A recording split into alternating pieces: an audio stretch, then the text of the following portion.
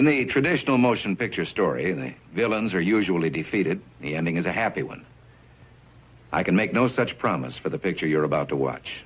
The story isn't over. You and the audience are part of the conflict.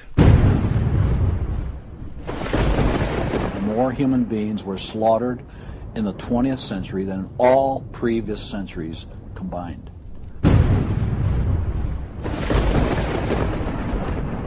We're talking a congressional record, 135 million dead. Their entire purpose was to detach our culture from any moral anchors whatsoever. You look at the changes in America since 1960, perhaps. The whole culture has been transformed. They're coming out of the belief that the village should raise the child. The village means the government. They have deliberately destroyed the American family, understanding that's the foundational block that builds a society. We've come from Norman Rockwell's America to Hugh Hefner's America. If we lose the Judeo-Christian framework, we're lost forever. The left wants you to think that the cultural changes that have taken place in America since the 1960s have done nothing but progress us forward toward a brave new world. They look at what holds society together, they understand it, but they don't want that. They want change, and they will subvert and rot every good and decent thing we believe in, because they have a vision for a new society, and that must mean the replacement of the old society. This film will show that the brave new world they seek is nothing more than the failed policies and ideologies of the communism that enslaved over a third of the world's population during the 20th century. It will show that most people on the left aren't communist, just the useful idiots Lenin spoke of, being used to promote a socialist agenda, which is the first and necessary step toward communism. They basically try to say that the state itself is ultimate, that there's nothing, no law higher than the state, and if there's no law higher than the state, there's no appeal against it. History has proven beyond any doubt that the free enterprise that freedom produces provides more for anyone willing to work than any other system. So why would the left still be pushing their socialist agenda on us? I mean, it's really just microwave communism. There's only two possibilities. They're either ignorant or they're evil. From my investigation over the last 2 years into what has caused America's drastic decline, I'm sorry to say the left won't be able to use the ignorant card. They've left too much evidence of their agenda in their books, articles, and speeches.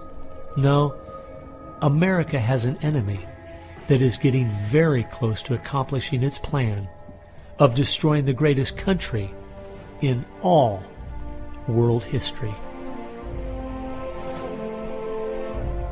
Once people figure it out, they're going to do what people everywhere do. They're going to start protesting, and they're going to start revolting. And when that happens, that's when the powers that be feel threatened, and they use the power that they have.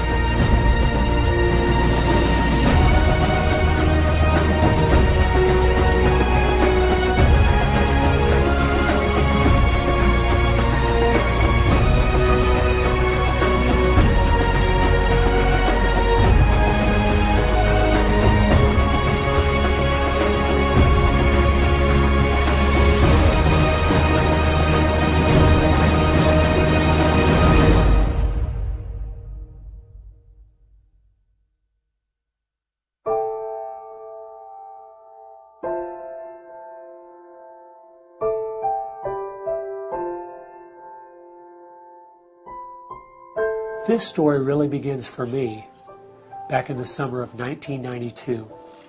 I got a phone call from an older gentleman I knew who was a writer, and he asked me if I'd go attend a meeting for him at the University of California, Berkeley. He told me that the Communist Party USA had recently split over differences of how to best take America down. Some were wanting to still work toward a violent revolution, while others were wanting to focus their efforts on using public policy to subvert America from the inside.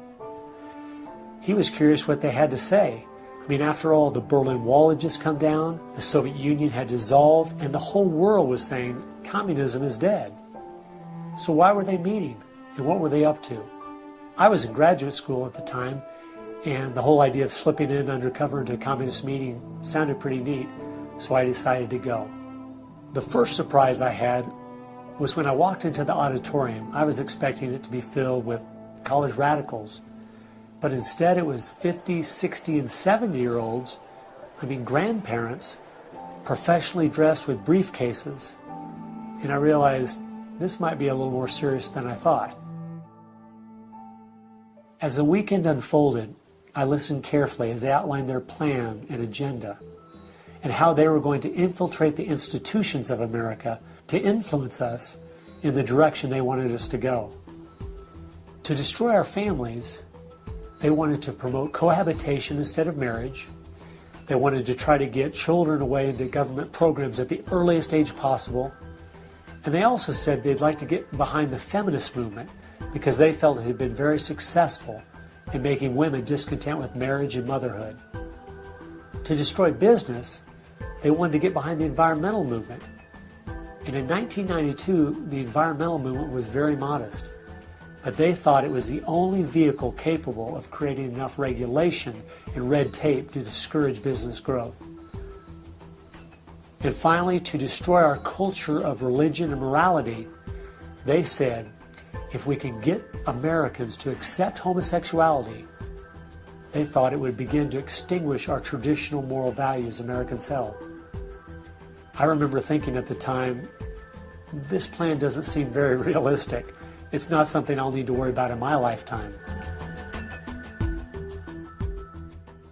It was 15 years later, I was appointed by the governor to be a state representative in the legislature.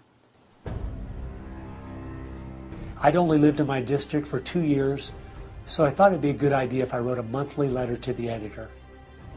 Each month I wrote on a different topic. In January 2008, as I was contemplating what to write my letter on, I thought back to the meeting in 1992, and I thought of the goals they'd outlined and where America was today, and I couldn't believe how successful they had been. Our families were totally disintegrating. The environmental movement had become the most powerful force for destroying our free markets, and hate crimes legislation was being considered in Washington, D.C. that made it a crime to even say anything against the homosexual movement. I realized people needed to know what was going on. After I wrote this letter, within days, people were protesting at the Capitol. It was a feature story on the evening news. Controversial comments have state legislators buzzing tonight. After a freshman lawmaker alleges the communist agenda has infiltrated mainstream America. It's the big story, live at 6. And over 40 letters to the editor had been printed in response to what I'd said.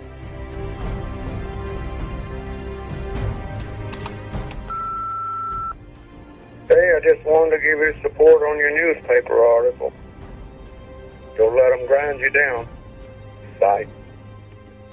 I realized then I'd hit on something. One of the letters written in my defense stated that a book from 1958 had outlined a similar agenda. And this got my attention. The book was The Naked Communist by Cleon Skousen, who had been a former FBI agent. And inside the book it documented 45 current communist goals from 1958. And as I slowly read through the list, seeing how specific their agenda had been to subvert us on the inside, I couldn't believe it.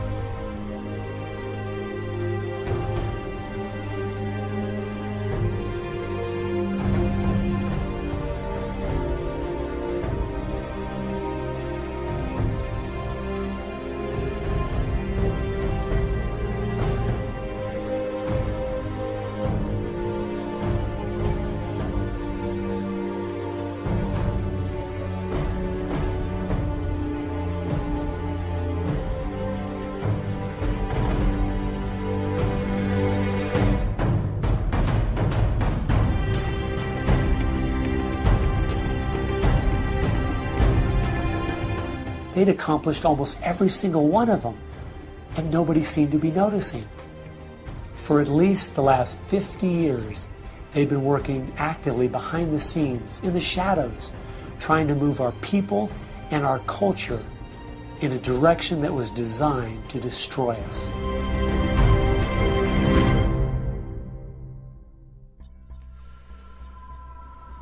Someone needed to find out the truth of what had happened to our country.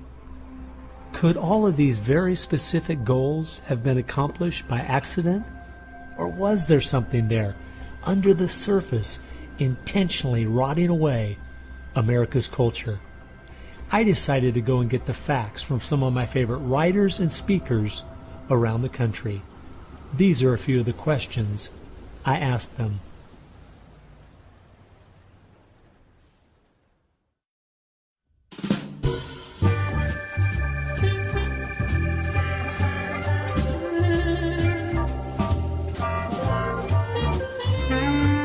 The common myth is that communism is dead, but there are more Communist Party members in the world today than there ever have been.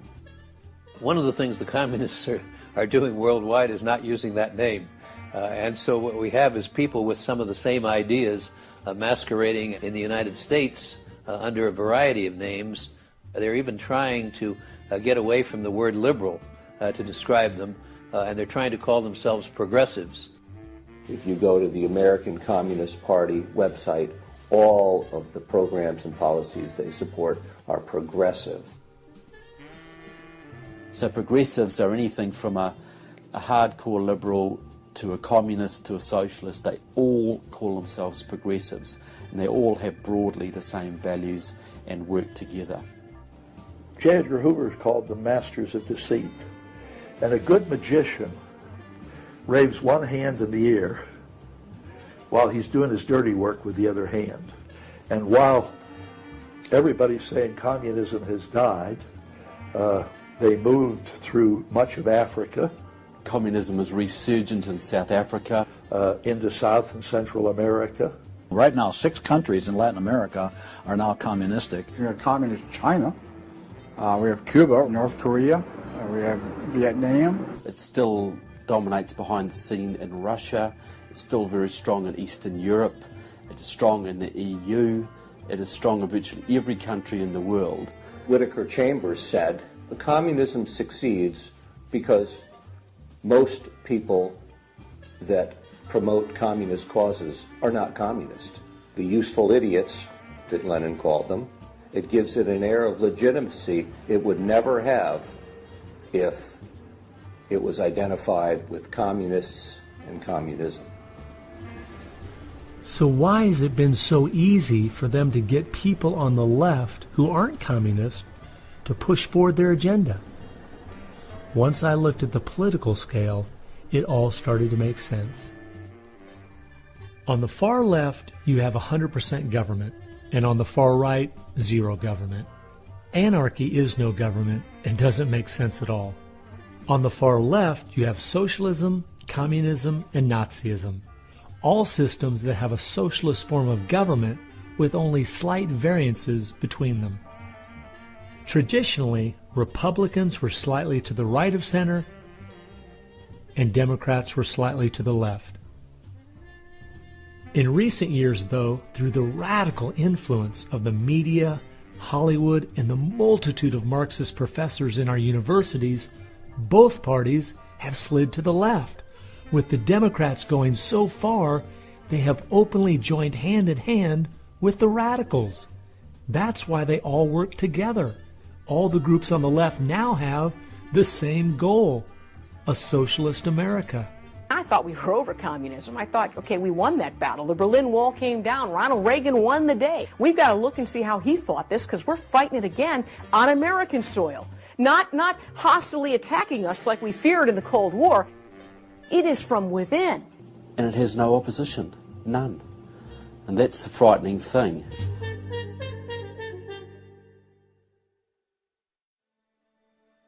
I think it's pretty clear to see communism isn't dead. They now disguise it by calling it different names, but the ideas behind it are alive and well. Almost 1.5 billion people still live in openly communistic countries. But unfortunately, most of us in America who are under the age of 50 have no idea what communism means to the people who live under it. So my next question was, what's so bad about communism? Communism is so evil. It's a completely tyrannical system. The whole history of communism is one of mass murder. Tens of millions of people brutally murdered by the communists. The mass murder of more people in times of peace in all the wars of history combined. Each of those countries where they have taken control, millions have been murdered. When you're asking for what is the legacy of Marxism, it is the greatest killing machine in all of human history. We're talking congressional record, 135 million dead due to communism. I think the real number is probably, when you add in abortions, over 500 million. The rulers lived rather well, and at the same time you had all kinds of people who were enslaved, put in prison, oppressed, so you had really the opposite of what they claimed was going to be the result of their revolutionary activities. You would think that if the 20th century was the most murderous of centuries, everyone would say, let's find out why. And the truth is, you can't even ask the question. It is verboten to ask the question because the ideas that brought about that mass murder are still being taught in our public schools today. I think one of the reasons this has happened is because there's so much confusion surrounding the word communism. Technically speaking, communism is simply the final phase and goal of socialism. And socialism is best described by two words: big government. Government controls almost everything, and they use this power to take things by force from one person and give it to another. The liberals in America sincerely believe that this isn't evil at all. It is what will finally make things fair and just. There's only one problem that pulls some of us away from this wonderful utopian vision: history.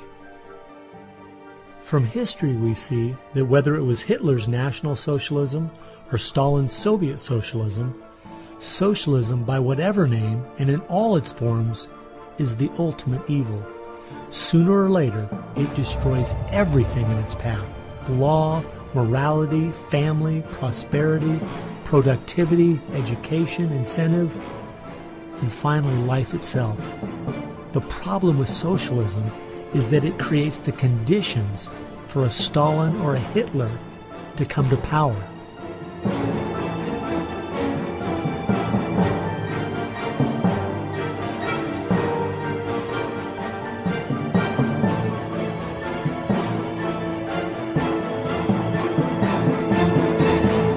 And that's why communism has such relevance today.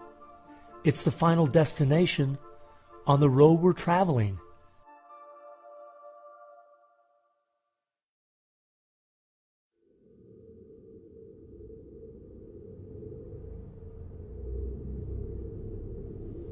Friedrich Nietzsche tried to convince the world that God was dead.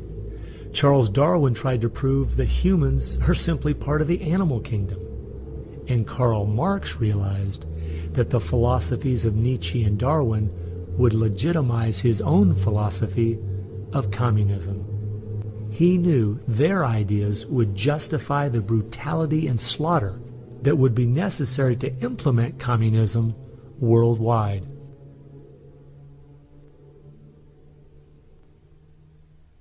It was in March of 1883, Karl Marx, the father of modern-day communism, died. The assumption that communism would die with him was a logical one, since only 9 people attended his funeral. In October of that same year in London, England, a group was forming called the Fabian Socialist Society. The Fabian Socialists decided that they were going to socialize the world incrementally. They called it socialism by evolution instead of Marxist socialism by revolution. It always worked in tandem with the communists. Some Fabians were also communist. There was a bit of interchange of membership. The Fabian socialists are slowly but surely bringing about the socialization of the world. Europe is pretty well done. They are now working in Latin America. Latin America is not just socialistic in many countries. They're all already Marxist. You have hardcore Marxists in Venezuela, in Nicaragua. El Salvador just went communistic, and of course Fidel is sitting right there laughing at this whole thing. And we haven't even figured this thing out yet. We don't even know there's a red plague coming up to meet us. We think that we're just going to watch the cartoons on Saturday morning and everything will be fine. They had a lot to do with bad stuff happening. There are two things I found that gave me a good idea where the Fabians were really coming from. First of all, their symbol was a wolf in sheep's clothing. And secondly, George Bernard Shaw, who was a leader in the Fabians for almost 50 years, said, quote, "I am a communist, but not a member of the Communist Party. Stalin is a first-rate Fabian. I am one of the founders of Fabianism, and as such, very friendly to Russia," unquote.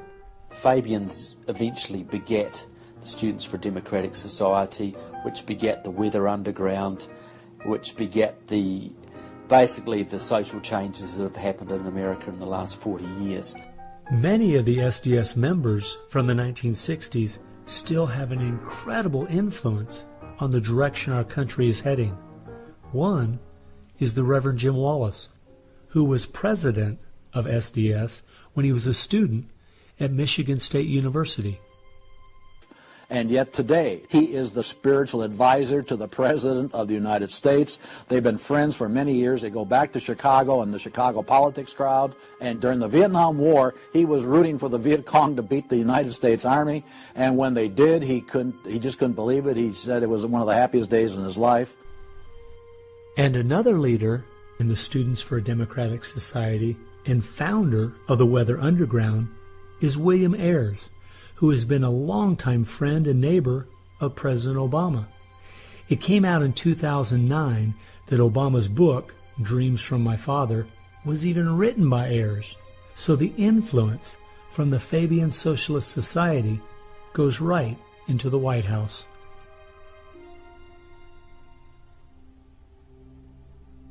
The next group I found that has seriously impacted America's culture is the Frankfurt School. The Frankfurt School was a sort of an outpost in America of European socialism. Willy Munzenberg, with a few other Bolsheviks, founded the Frankfurt School. The two leading members are Herbert Marcuse and Franz Neumann. Franz Neumann was, in fact, a Soviet agent. Their entire purpose was to stand the entire educational system of the West, and the United States in particular, on its head. Bertrand Russell, who worked with the Frankfurt School, said, "By using psychological techniques to teach the children, we will be able to produce, quote, an unshakable conviction that snow is black," unquote. They established a school here. With the help of John Dewey. He helps bring these German intellectuals to America in 1933, drop them down at Princeton, Berkeley, Brandeis, to go after education and media. Included in those goals were the teaching of homosexuality and sexuality to children, the promotion of excessive drinking, and destruction of religion in the United States. That was a big one. And they basically started the social rot. Willy Munzenberg said, "We are going to make the West so corrupt it stinks." I love spending time with my family, July 4th, baseball, and apple pie, and my mind can't even comprehend that there were groups of intellectuals back in the 1930s plotting and planning how they could make America so corrupt it stinks. There are certain lines and certain limits, and the left has always pushed it as hard as they can, as far as they can, and will protect any pornographer, any deviant, any negative cultural form they can find. basically to degrade the culture. And that goes right along with the feminism of today, which was part of the Frankfurt School's desire to destroy a patriarchal society for a matriarchal society. In other words, remove the father as the loving provider, discipliner, discipler, leader of his home, where you instill virtues and integrity and modesty. That's been broken down on purpose because they knew if they could destroy the family, they could destroy a nation. And instead of having a father who leads and disciples and protects the home and provides for the family, the government steps in as a nanny state. The Frankfurt School developed the concept of cultural Marxism. Penetrate the culture, take it over, and then everything else will follow. And of course they did that, and today we've had a complete cultural revolution. As many people in America are familiar with the phrase "make love, not war," that actually came from Herbert Marcuse, who was with the Frankfurt School. So these guys went after education, they went for media, and they've been very successful in changing the entire worldview of Americans through what they call political correctness, but it's really cultural Marxism, with the goal being to destroy Christianity, then create chaos, and then move to their ultimate goal, which is from cultural Marxism to traditional Marxism, which is socialism. Most of the strategy to remake America from within started with Antonio Gramsci, who wrote over 2,000 pages back in the 1930s outlining how to take a Judeo-Christian culture down from the inside. The plan he suggested has been the main focus of the left ever since. Antonio Gramsci was a neo-Marxist philosopher. Antonio Gramsci was an Italian communist. Antonio Gramsci is probably the biggest troublemaker in the world. He's probably got more responsibility for our social ills than anybody else on the planet. He knew of the importance of undermining the morals in the character of this country. Because America had a strong Christian heritage, you had to attack the culture. You had to change the culture. Even to pornography, into areas that most people normally wouldn't accept. He said that we're going to destroy the West by destroying its culture. We're going to infiltrate and we're going to turn their music, their art, and their literature against them. That means that you penetrate the universities, you write the books, the novels, the poetry, the music, the book reviews. And once you control the culture, then you can sort of shape the thought of rising generations. He differed with Marx. Instead of, for example, destroying the church and the other basic institutions, he said infiltrate them and use them to change the culture. What Gramsci had to say was that this is the way that government is perpetuated and society is perpetuated is through these churches, because they set the standards, they set the framework of the way people live, of rules, how a family should be structured.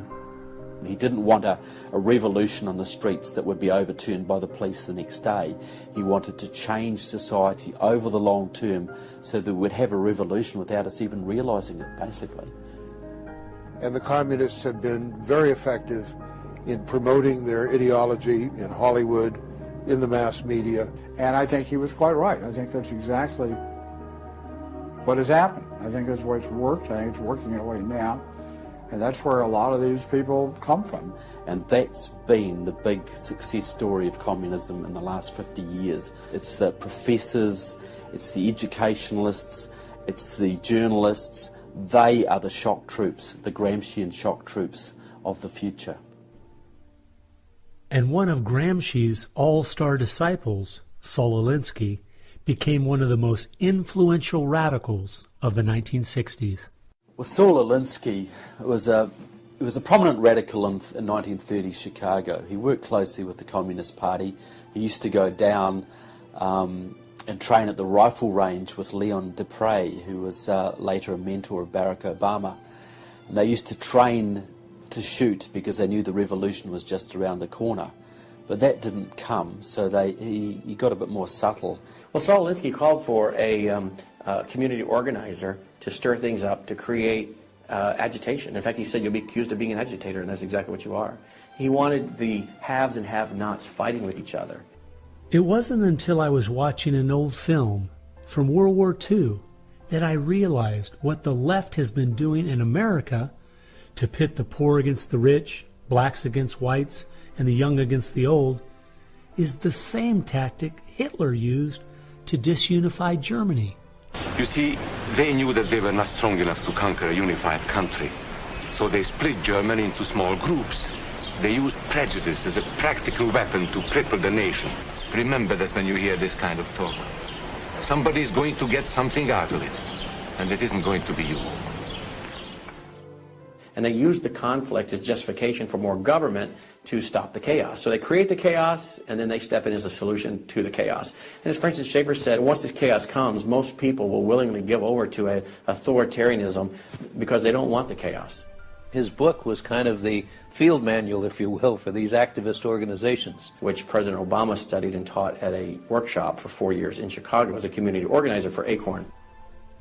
As I was reading through Rules for Radicals to see where he was coming from, I just happened to take a look at the dedication in the front of the book. And this is what I saw. Quote, "Lest we forget at least an over-the-shoulder acknowledgement to the very first radical, the first radical known to man who rebelled against the establishment and did it so effectively that he at least won his own kingdom. Lucifer." Unquote. Saul Alinsky from Antonio Gramsci has had an incredible amount of influence on our president and on our society, and he dedicates his book openly to Lucifer, Satan. I think that says more about where their ideas and plans are based than anything else. You asked what Saul Alinsky's impact is on the leftist movement today, and it basically defines it. It defines it. Saul Alinsky took the best of Gramsci and the best of the Fabian socialist ideas, combined, repackaged, and sold them to the 60s radicals. After studying Alinsky, Richard Cloward and his wife, Frances Fox Piven, came up with what is today known as the Cloward-Piven strategy. Now, their idea was basically that to destroy society or destroy capitalism per se, they needed to overload the system. The idea was to get everybody you possibly could on welfare, to get everybody you possibly could basically milking the system in some way or another. It was called the crisis strategy, and it became very well known by activists and radicals in the 60s. They published an article in the May 1966 issue of Nation magazine called The Weight of the Poor, in which they outlined their strategy. Rathke read that article, and Rathke ended up starting what we now know today as ACORN. And of course, Cloward and Piven had been studying Saul Alinsky. So Antonio Gramsci gives us Saul Alinsky. Saul Alinsky gives us the Cloward-Piven strategy, this husband and wife that said, hey, let's collapse the American economy by implementing so many entitlements, so much of a welfare state at collapse.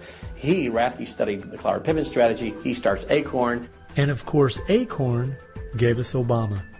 And to show what a small world it is, Wade Rathke, who started ACORN, was the draft resistance organizer for SDS, the group the Fabians started.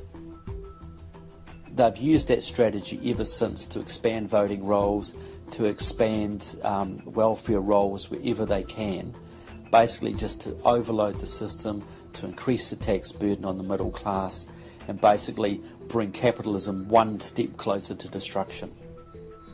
I guess we shouldn't be surprised that we still have open borders, that so many people are dependent on the government, and that the left keeps pushing these programs when all they've done is tear apart the black families in America and create generational cycles of poverty.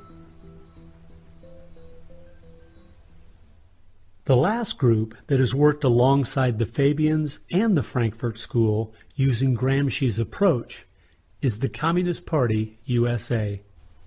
Probably the most important book on this subject is called Towards Soviet America by William Z. Foster. William Z. Foster was the head of the Communist Party himself. He ran for the President of the United States in 1932, but in the book Towards Soviet America, he literally lays out chapter by chapter by chapter what is entailed to bring about a USSA, not just a USSR. Two of the movements they started in America have played a significant role in tearing apart our families, in breaking down our morality. Betty Friedan is credited with really starting the feminist movement in this country. The purpose really was to attack full-time homemakers, to get them out of the home, to make them think they live dreary lives, to make women feel they are victims. It's the science of victimology. And that is so unfortunate, because the American woman is the most fortunate class of people who ever lived on the face of the earth.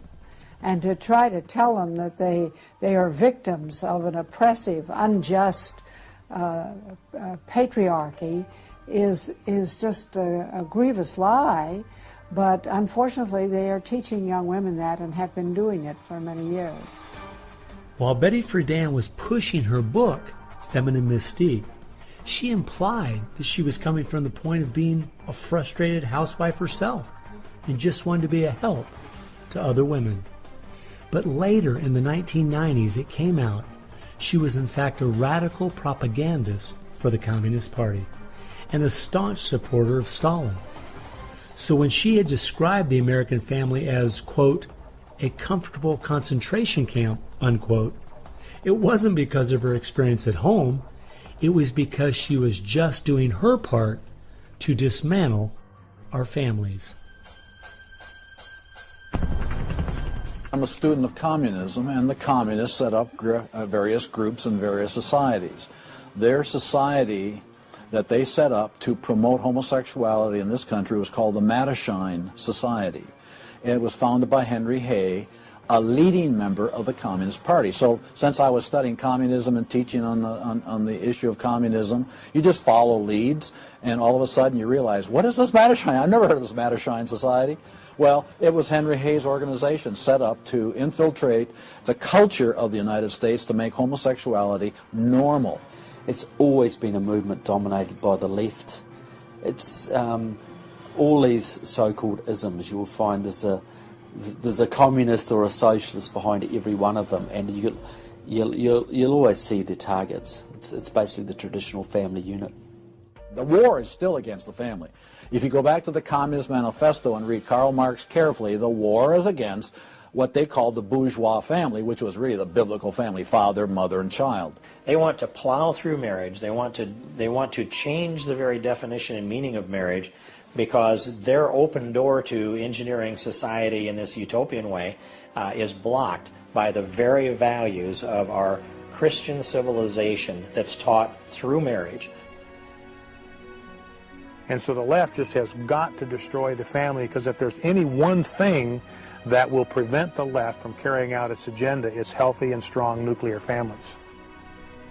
And so from the Fabian Socialist Society to the Frankfurt School to Antonio Gramsci and the Communist Party USA, from these four you will find connections to almost every left-leaning person and organization in America.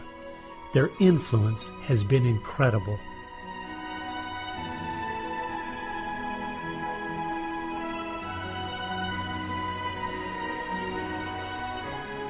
It was in the 1960s all the groups on the left seemed to realize Antonio Gramsci was right. In a Judeo-Christian society, you will never be able to persuade people to rise up in a Marxist revolution and start killing each other off. The only way to take the culture down is through penetrating the institutions of influence to change the people from within.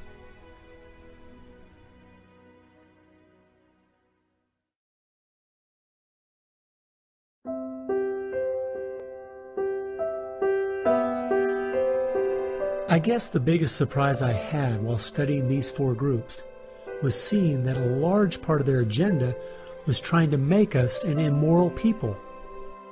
The communists knew in the 1930s and since that time, and the leftists know today, that if you can break down the cultural traditions, the basic rules of morality, then it's much easier to move people in different directions that are counter to the good of society.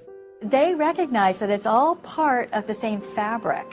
Their ideologies all work together to break down families, to break down the sanctity of human life, the value of human life, to break down the idea that there is a God that we are accountable to. They essentially are validating the Judeo-Christian worldview by the very things they attack. Because in their effort to destroy our culture, they know that they have to go after the very things that the Judeo-Christian tradition honors and values. Morality, belief in God, faith, the importance of family, the sanctity of life, the sanctity of marriage. It's amazing our enemies could see our morality was our greatest strength. And yet so many Americans don't seem to get it. Morality is simply having the character to do what you should do instead of what you have the freedom to do. And that's the only way freedom works. A people cannot be given freedom without morality, or they will self-destruct. And that's what we see happening in America today. The bottom line is freedom and free enterprise are simply fruit on the tree of morality. Our founding fathers clearly understood this principle, and so do our enemies.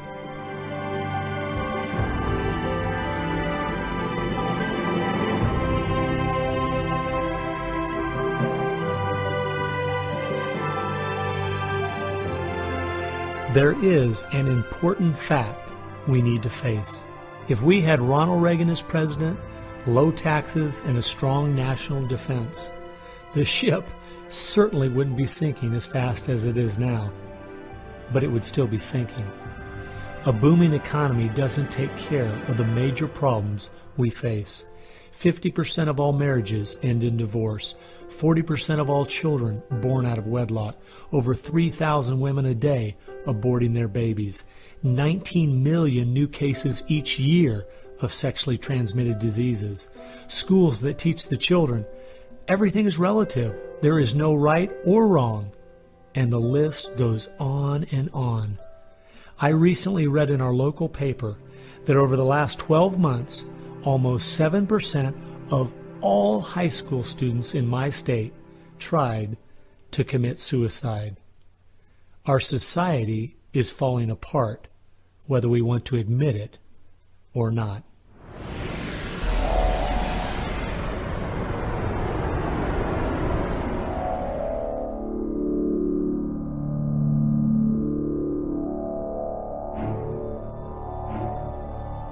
Karl Marx had the insight to see that dethroning God and destroying capitalism went hand in hand.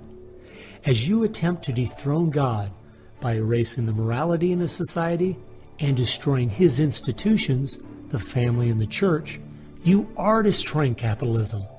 Because as the families fall apart and the church loses its influence, society starts to crumble. And then government has to expand to pick up the pieces. The question, as Whittaker Chambers put it, was God or man? God or man?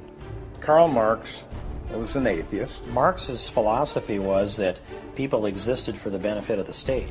What Marxism did and does, and all the other isms of the modern era, is to try to dethrone God by deifying man. You have to discredit God. He's your competition.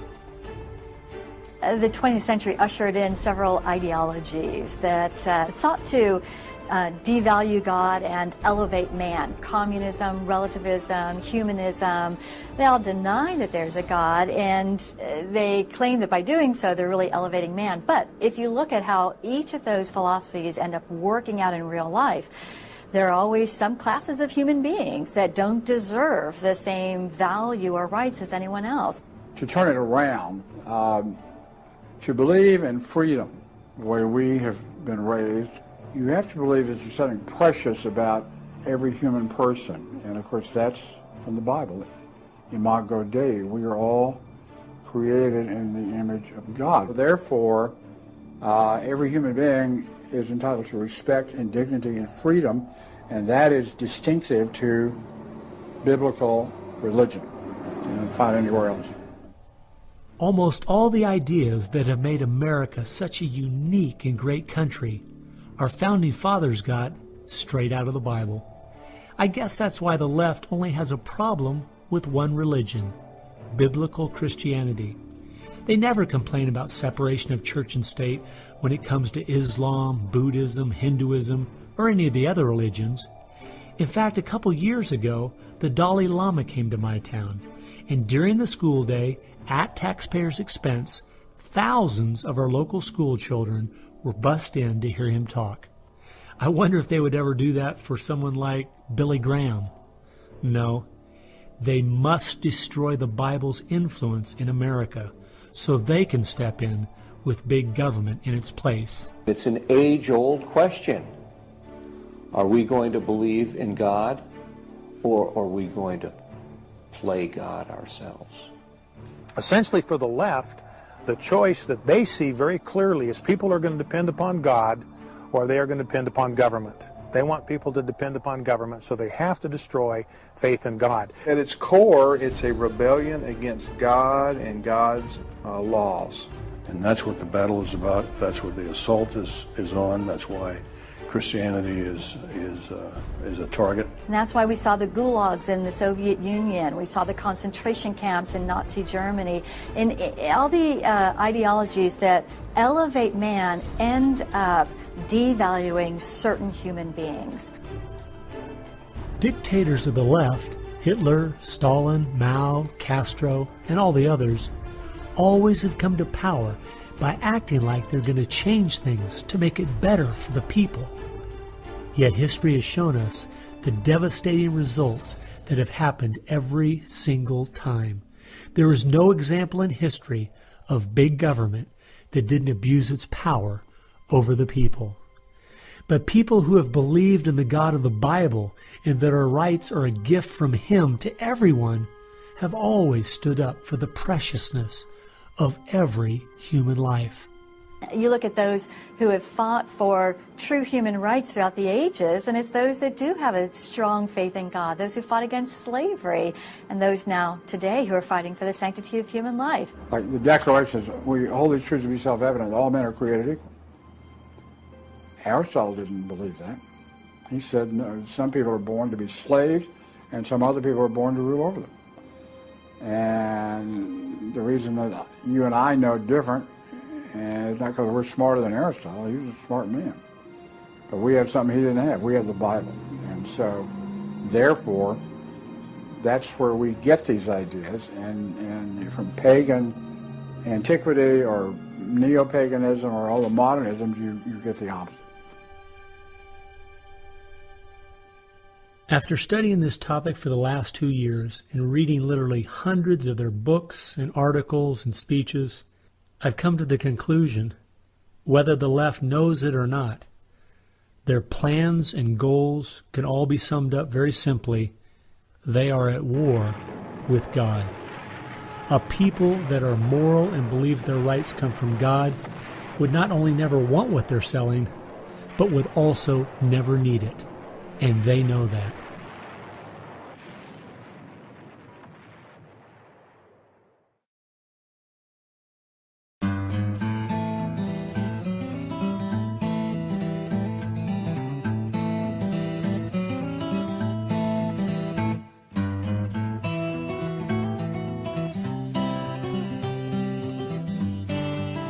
It's obvious if you're trying to subvert a country, you want to control the news. You want to control public opinion. And a lot of people realize, well, there's a biased media, and most people know that. Even the Washington Post admitted it. Yeah, we were biased for Obama, so what? And when you enter into the equation, so what?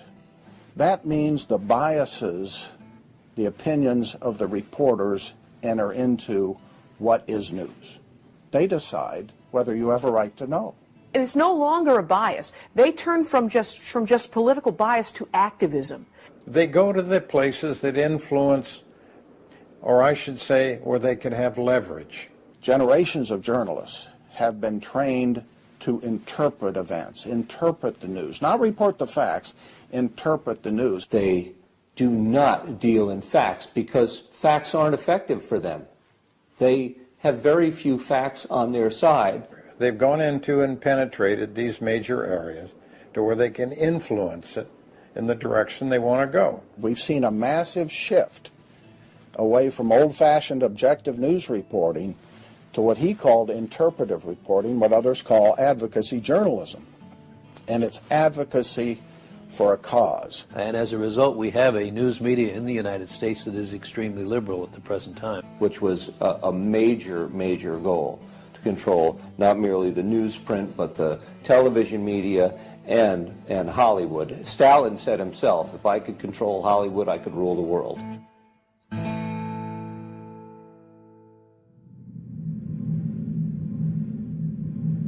Children are always the first targets of anybody trying to bring down a system.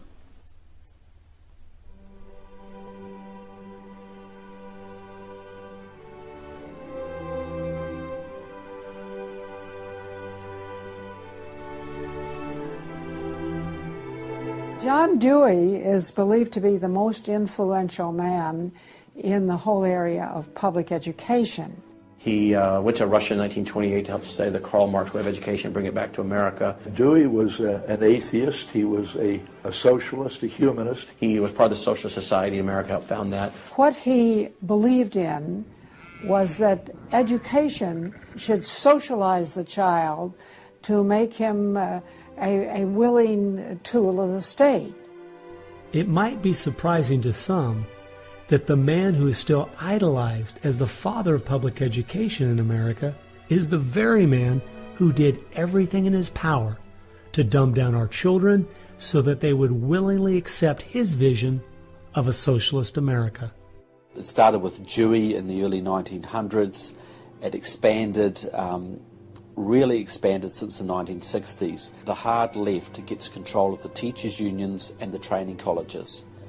If you've got those two institutions, you can pretty much dictate all educational policy. The people who were demonstrating against our country and against our government in the 1960s have now become tenured professors in the universities. So they're the ones who are writing the textbooks, teaching the teachers, running the teachers' colleges. And it's self-perpetuating, because once you have the universities, then you train more cadres and more and more and more. And they discovered that they could do more to remake our country by going into the schools than they could by throwing bombs. I believe the average patriotic American underestimates the importance and influence education has on their children. That's how the large majority we had in 1980 to elect Ronald Reagan in a landslide has been lost. It's not because the other side has had lots of children. No, they're aborting theirs. But instead they're capturing ours through the propaganda they teach them, 7 hours a day for 13 years, and even longer if they attend college. We are losing most of our children to the other side because of the anti-American, anti-God, and anti-free enterprise rhetoric they are filled with in the government schools. Government schools are not teaching basic reasoning processes. They're not teaching logic. They're not teaching actual data of history and science and mathematics. And if your education is rather limited, then you're inclined to believe that government can be the solution to your problems. When you look at the desks in the schoolroom, you'll find 4 together. Or maybe a table, they sit around a table. Independent desks are very rare in most classrooms because they don't want to promote the self-sufficiency, independence mindset. You go back to William Z. Foster in his book, Towards Soviet America, you will see how he has a whole chapter there on how we have to supplant education in this country and ultimately force every student to attend public school. That's the other thing. I hope the homeschoolers catch on to this. The homeschoolers and the Christian day school movement are going to have some very rough times ahead of them because the public school crowd cannot afford to have any competition. And they're being given plenty of competition by the homeschoolers right now. You see the effects of that in lowered educational standards. There's no more studying of the classics or studying of the civics or you know, how the US Constitution was formed. It's all progressive education. It's all based on the identity politics, the isms, the current trendy isms, environmentalism, racism. They're training them for the collective, and a collective mindset and a dependency mindset. And it seems that they, again, want to have people be uneducated, so then they do become wards of the state. They're dependent on the government to provide everything for them. It's under 10% of kids believe that there is an absolute right and an absolute wrong. And why are we surprised? We've sent our kids into this government system that indoctrinates them, that teaches them about tolerance and diversity and multiculturalism, and not about reading, writing, and arithmetic, not about what our founding fathers had to say. It's consequences. Few would argue that the education the children are receiving in the public schools is pathetic at best. But with the amount of tax dollars we spend each year, over twice as much as it would cost to send the students to private school, why do we allow this to continue? The group that my investigation led me to, that seems dedicated to making sure the children don't get a good education, was a real shocker.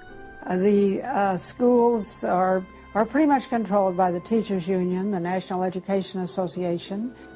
If you look at their platform and goals, you would think they were a socialist or almost communistic organization. They are for the entire feminist agenda, starting with abortion on demand, tax-funded abortions. They're for the whole gay rights agenda. They're for the whole globalism agenda. They are extremely anti-parent. It is an effort to get the children to abandon the values of their parents. National Education Association has no patience, tolerance, or use for traditional teachers. They're looking for people who want to be agents of change. They want to throw out all the lessons of history. And really it's an attempt to then impose their own views and ideas onto people, get them to act as activists. If you control those institutions, then you can control everything else. It's all public schools, all for their jobs, and they have gotten behind all of the radical kinds of curriculum that's being introduced. They're for it 100%. They've had a tremendous effect on public education. It's not positive. We also see immorality being promoted through our schools. The kind of sex ed curriculum that is being used and paid for with our tax dollars would shock most parents. I think one of the main problems we face is parents naively thinking that the schools are the same today as they were when they were young. They don't realize there is a battle going on in this country for the hearts and minds of our children. The game is between 15 and 25 years of age. That's the whole game. If you're over 25, the chances are they're going to put a few pennies towards you to corrupt you. But their game right now is to corrupt the 15 to 25-year-olds or less. And right now they're down in the first grade with Heather has two mommies, Daddy's roommate, gay pride parade, and now by 8th grade they'll pass out condoms in school colors because that's so patriotic. And it's perfectly obvious that you get a hold of the child early, you can change his values away from his parents' values and get him to follow you. And they're very open about saying that. The National Education Association has passed resolutions saying they want children from birth. Isn't that interesting? The Communist Manifesto also thought the state should take control of children at birth. The left has always been good at disguising their real agenda by coming up with phrases made from words we are very familiar with, but then giving them new definitions. Social justice is the current phrase of choice and is being used to teach children the failed Marxist ideas of yesteryear are what they should strive for today. We see social justice curriculum today, which is the buzzword for communism, socialism, Marxism, which Bill Ayers is teaching. It's in many of our colleges, and the social justice curriculum is being taught in high schools all over the nation. Justice is good. If you then start calling it something blank justice, then you're modifying it. And what it really means is, I think, taking from one group of people and giving to another group. So I would call it socialisms. and it's used to break down the differences between the way things are done and the way it should be done. So when they're teaching social justice in the schools, they're not talking about free enterprise and capitalism and individual self-responsibility, all the things that made America great. They're talking about the things that made Europe and the Soviet Union and China so bad. The longer we allow our schools to teach the children that America has so many faults it's not worth saving, instead of the fact that even with its faults, it is the greatest country that has ever existed, the less chance we have of ever turning our people back from the dead-end road we're currently on, a road that promises to give us a perfect world if we'll only give up our sovereignty and our freedom. You're going to find more and more of the following. This is now called a world pledge. We no longer want the Pledge of Allegiance to the flag of the United States of America because that is considered nationalistic. And of course the socialists, communists, and the Marxists and the extreme left wing in the country want nothing to do with it. I pledge allegiance to the world, to care for earth, sea, and air, to honor every living thing with peace and justice everywhere. This came out, first of all, in Superior, Wisconsin. So Superior, Wisconsin was their guinea pig, and there was very little said against it, and so it would then go to the next and the next and the next, and before long you'll have the whole school system standing up saying, I pledge allegiance to the world instead of I pledge allegiance to the U.S. The public schools right now, if you'll read Towards Soviet America, have nearly accepted every item that William Z. Foster said we needed to place into the public school curriculum. And we're seeing the results, you know. People are not as informed as they once were. They think in different ways, and they think in the way that the left intends them to think.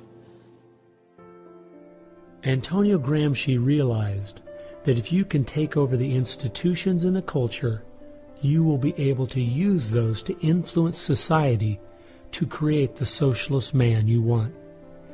I think the most brilliant part of his plan was that he realized you could not only create a man that wanted big government to take care of him cradle to grave, but, and this is the genius of Gramsci, you could create a man that needed big government to take care of him cradle to grave. A man so dumbed down and so minimized in society, he wouldn't have the intellect or character to take care of himself. The reason this is so deadly for America is that once we have a certain percentage of the population in that category, our limited constitutional form of government is no longer possible because too many people won't be able to exist in that framework. We are approaching that tipping point rapidly.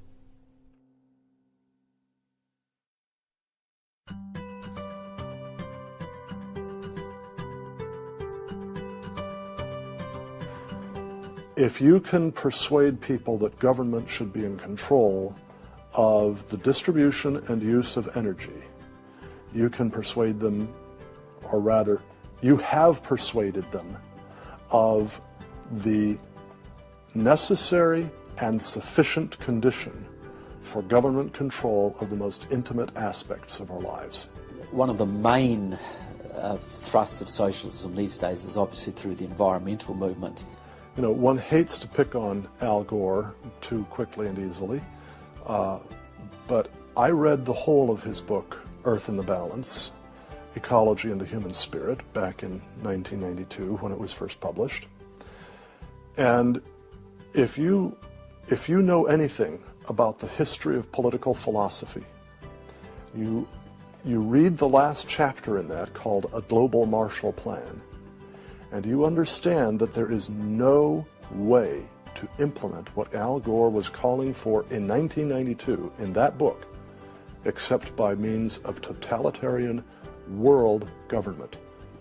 Patrick Moore, who was a co-founder of Greenpeace, and he was a very dedicated environmentalist, quit Greenpeace when he realized that it had been captured by radical leftists who were intent on using the environmental movement as a vehicle to destroy capitalism. How many factories work when there's a power outage? None. You want to hurt business, you want to drive down industrial production, you just drive up the prices of energy, you just diminish its availability, and the easiest way to do that is to make people scared to death of the cheapest forms of energy, which are fossil fuels, oil, coal, natural gas, and nuclear energy. They had already made people afraid of nuclear because of irrational fears of nuclear reactor meltdowns, which were physically impossible anyway. But then they had to figure out a way to make them afraid of fossil fuels. Well, the way to do that was to say they're going to cause catastrophic global warming. So I used to think this was just one great big distraction. If they want to put their energies toward the environment, but now I see that this is now being turned around and used as a tool to further a socialist agenda. Charles Rubin, a political scientist who wrote the book The Green Crusade, has told this story extremely well. Environment comes from a French word meaning surroundings.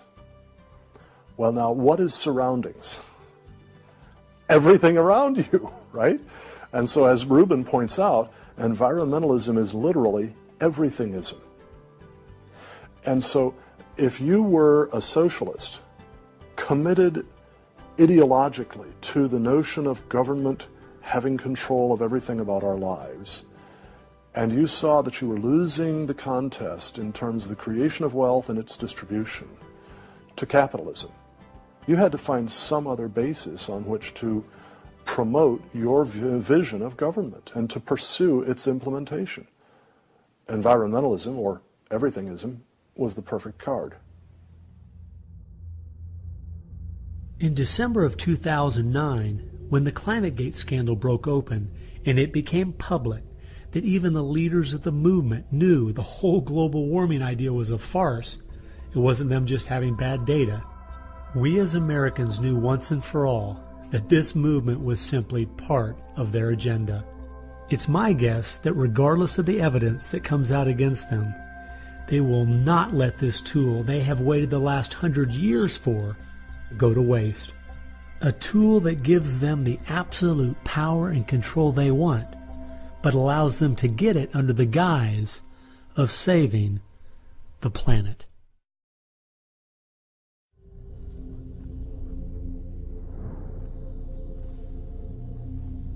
He was born of left-wing parents.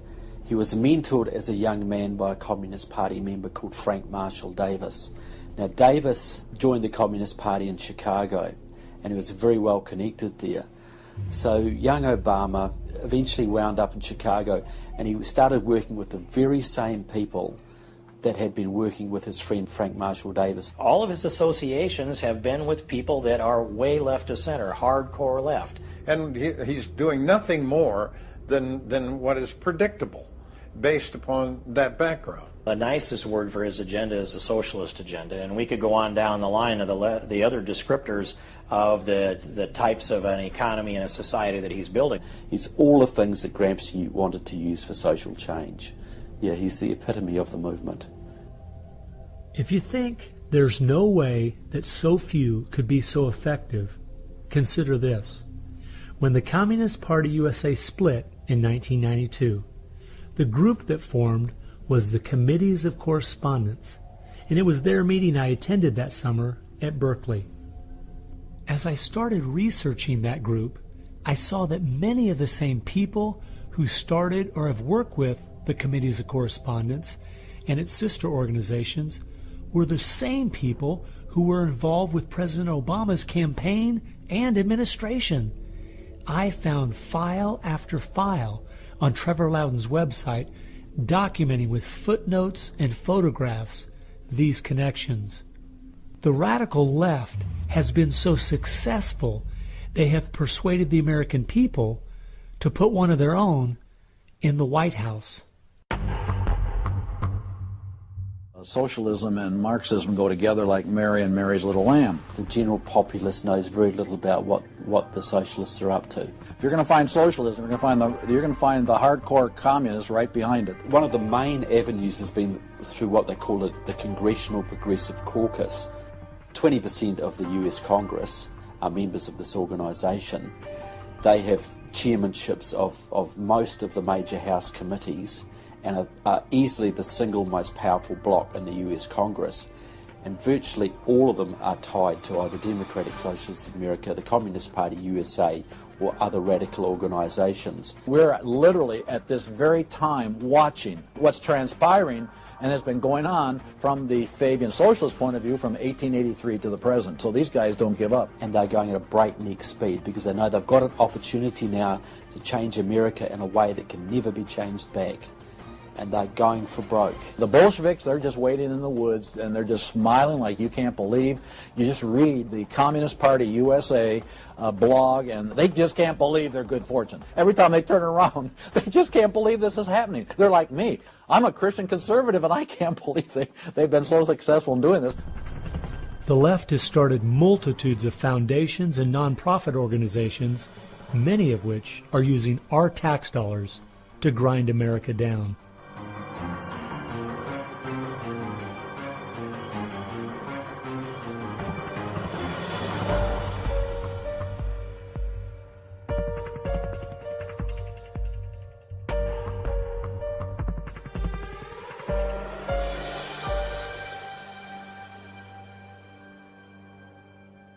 They use all kinds of patriotic words to masquerade an extreme leftist orientation, which, if anything, would enslave the people in the same kinds of things with the same kind of ultimate results as communism had. The communists will let the socialists go so far, and then ultimately the communists really turn on their fellow socialists and they wipe them out too.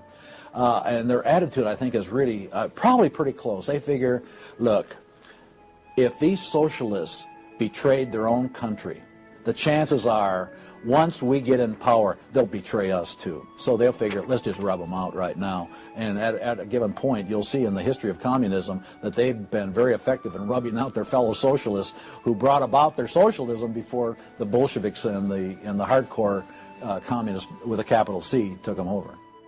One thing we do really have to recognize is this is a domestic enemy. This is not just people with different ideas. These are not just nice folks who have funny, silly ideas that they will eventually figure out are just not very mature. No, these people are dangerous, dangerous enemies, and they are intent on overthrowing this country and imposing a socialist system that will mean extreme hardship for the vast majority of people in this country. That's true with them constantly seeking to re-engineer society so they reach this level of utopian perfection. Where we, on the other side, we advance the idea that this is about the cause of freedom, and if it hadn't been for Jesus Christ, there never would have been a United States of America, because the inspiration for freedom drove our founding fathers. They were informed by their faith, and I believe guided by the hand of God.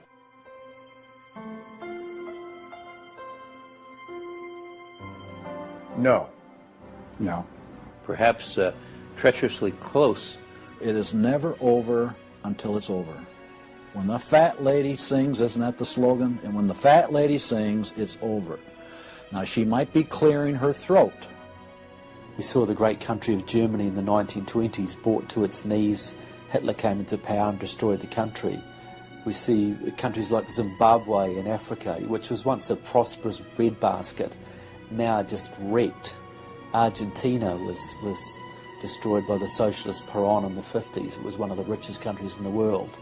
So, no, we're not at the point of no return, but it's getting pretty late in the day. There's no time to be casual, that's for sure. We've spent too many years thinking, because we have Republicans in office, or the stock market is doing well, that everything's okay. This is why the left has gained so much ground. It doesn't matter who's been in office. They've just continued pushing forward with their agenda. Well, I believe this is our last chance to push back.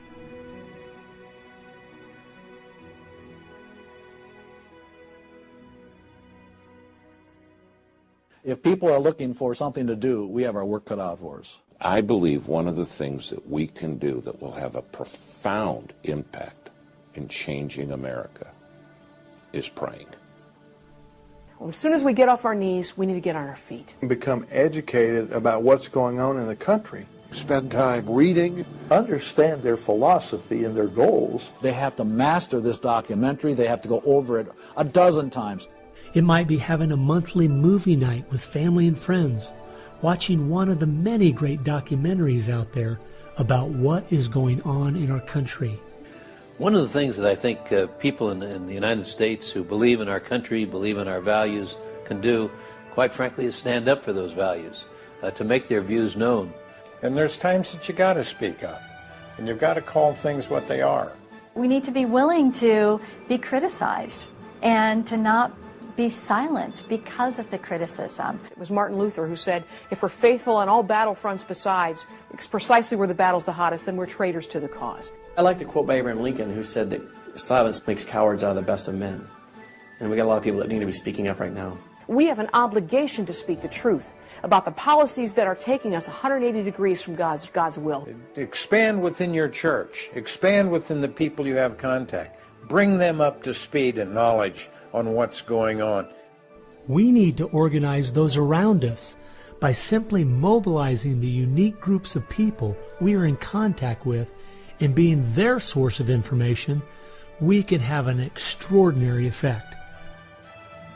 Lenin said that the organized minority will beat the disorganized majority every time.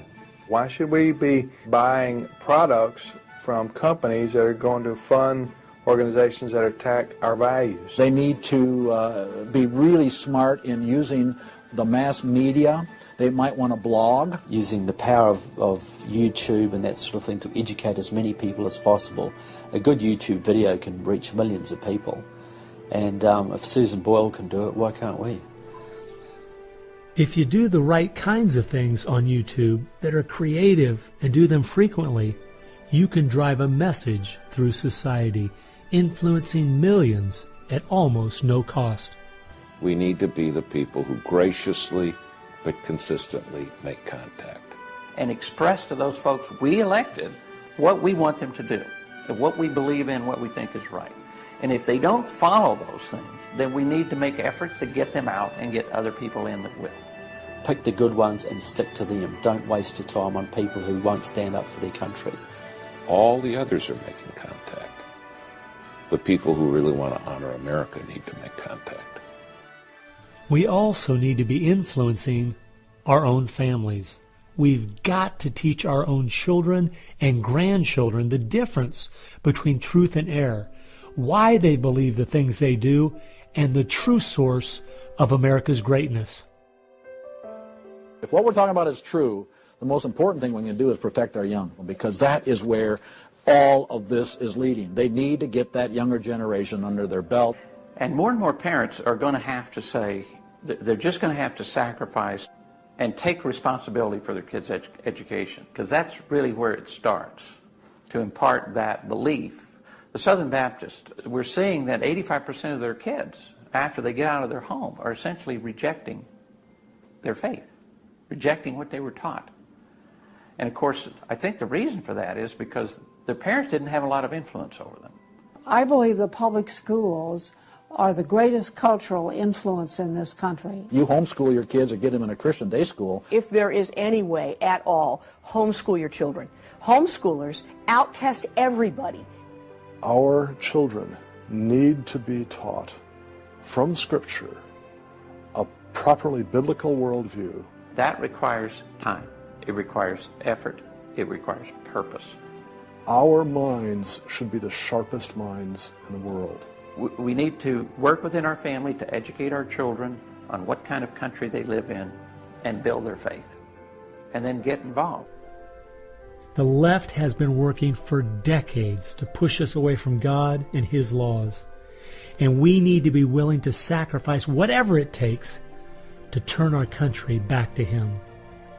Throughout our history as Americans, though, there has always been a great price to be paid for preserving, protecting, and defending this great land. the people who built America paid a great price. The people who went to war for our nation, boy, did they pay a price. And one of the American values was, we will pay a price for what is right.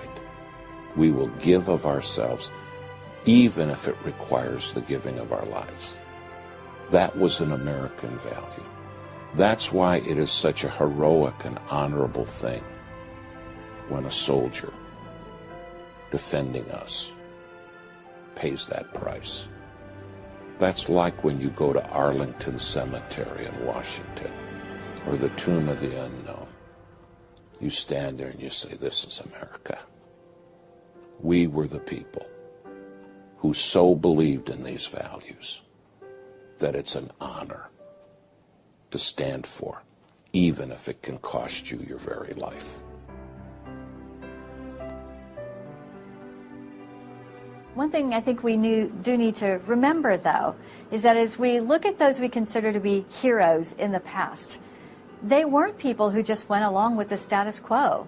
They weren't people who were just saying what was accepted at that time in history. They were people who were rising up above the evil that was being committed in their culture at that time. That's why they were heroes, because they weren't like everyone else. Never, ever lose sight of the power of one individual American. They can have an unbelievable magnifying effect just by the very fact they make up their mind to do so. The hope is in this, as Francis Schaeffer said, that as the dull ache of the human soul can no longer be filled with material prosperity, people are going to turn to spiritualism, whether it be pagan spirituality or biblical Christianity. We know, according to the Denver Post, June of 2008, pagan spirituality is doubling in America every 18 months. So we better get out there, because I'll tell you, pagan spirituality and Christianity will both get you to God, but one will get you there as your judge, as your Savior. If we humble ourselves, we fall to our knees, if we seek His face, we pray, and we turn from our wicked ways, then we have a chance for God to hear from heaven, to forgive our sins, and heal our land. And if we are being judged, then we need to use this as an opportunity to show people that this judgment in this life is nothing compared to the judgment that's to come, that's eternal, and really make them understand the importance of fleeing God's wrath by accepting Him, repenting of their sins through faith and repentance. I believe that's the only chance, the only hope we have as a nation. Hope is not found in rhetoric. Hope is found in God, the God of creation. And you know what? Our founders were in covenant with that God. You need a dedicated, informed, praying Christian making things happen and being determined to do so.